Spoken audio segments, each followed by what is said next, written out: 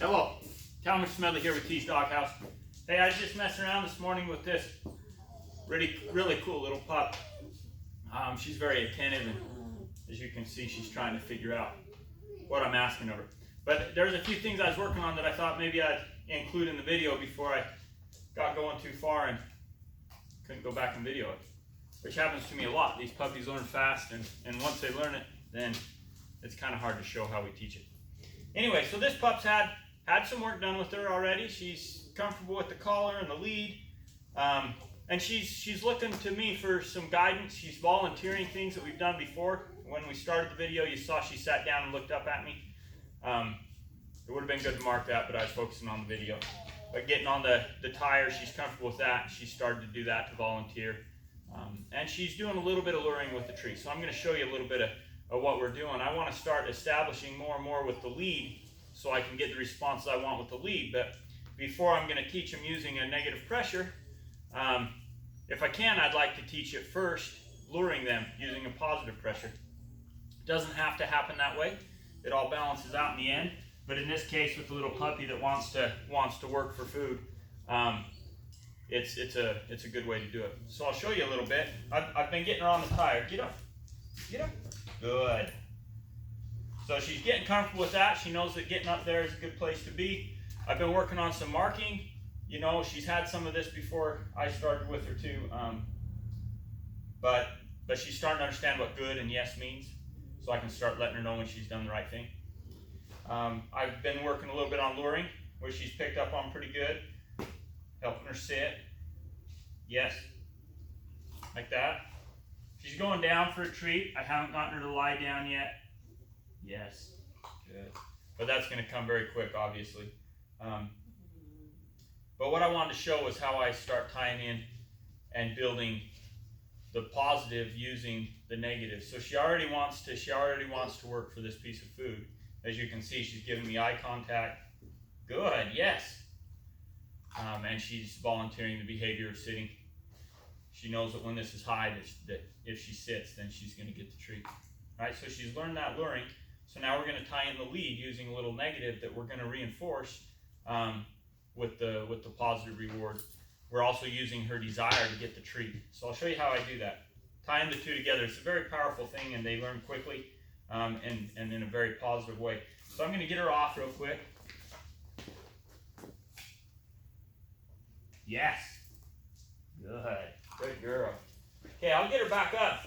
And when I get her back up on there, I'm going to lift on the lead to apply some upward pressure, light pressure.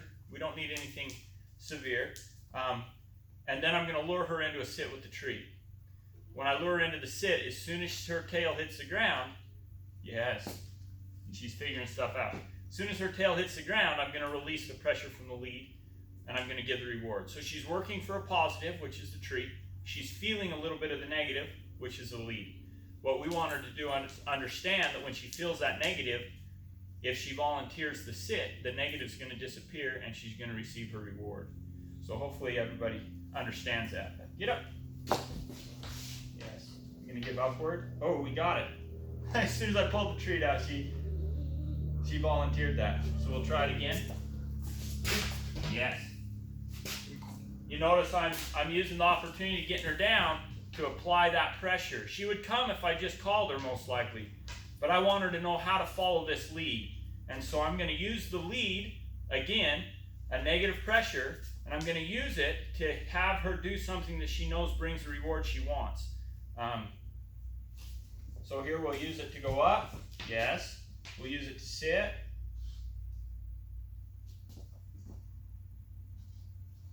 Yes. Good.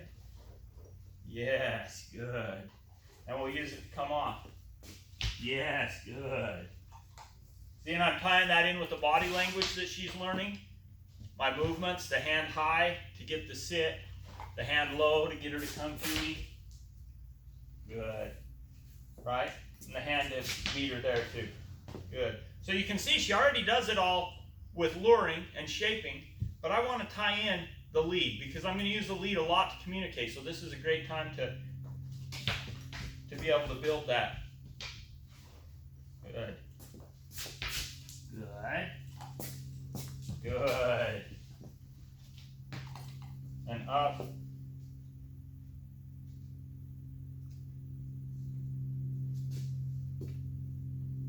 Yes. See the patience. I didn't increase the pressure with the lead. I just gave enough that she could feel it. She knew it was there, so that she'd start to tie in the release from that left. The other two she's picked up very, very quickly. Good. Yes, good girl. Yes, good. Good. Now we'll try it not on the tire. Here. Yes.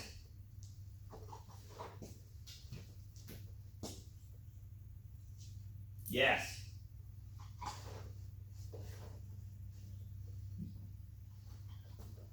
Get up. Yes. Yes, good girl. Good girl. Good.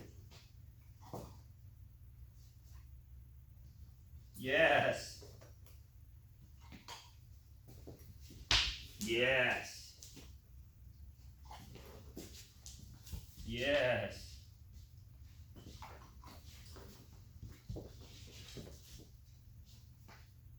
I'm adding some positive, yes. So when we find those little spots where she resists, isn't quite sure, then I want to maintain the negative pressure, but I'm going to add some body language, some luring, some of the things she understands to help get her through that little block until she gets the release and then the reward. She stopped because she wanted to release. She didn't like that collar pulling on her neck. You can see we're using the thin lead that I like to use. We're using a collar on her that's probably not an inch, maybe 3/4 of an inch, just a flat, simple collar. We're not dealing with any high levels of pressure in any way, but we are introducing a negative pressure that she would like to turn off, and we're giving a reward when we get the correct action. We're using the things we taught her through luring and body language to help get her to choose the correct action so we can give the release. And that's how I introduce the leash and get the dog following the lead and understanding the things I want. Hugely beneficial, because when we're on walks, we're going to use all those things. Pressure to get them to come back to us so that they're not pulling on the lead. You know, the sit so we can stop at a corner and we can stop and talk to somebody and they understand how to follow that lead pressure. When we do it at this age, it's hugely beneficial because it just builds in the dog's mind a very cooperative way of thinking and a desire to look to us for leadership, guidance, for their needs to be met and their dreams to come true. So thanks for joining me, and we'll talk to you again later.